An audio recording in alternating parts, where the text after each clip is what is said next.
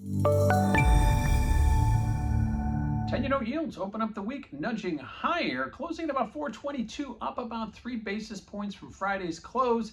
We did hear from the Fed chair yet again today. Recall last week we heard from the Fed chair giving his semi-annual testimony to Congress.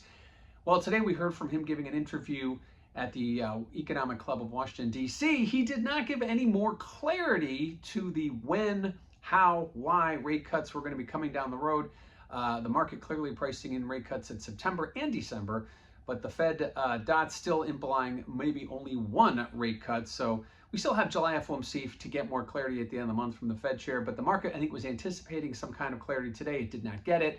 We saw yields moving slightly higher in the long end, slightly lower in the short end. That 2s-10 spread, which has steepened 29 basis points since the end of June as these more aggressive rate cuts have been priced in, saw an extension of 5 basis points, actually steepening 5 basis points today. So that short end continues to outperform the long end. We're seeing that reflected in 2s-10s, and 10-year note yields were up slightly today, again closing at 422, up 3 basis points.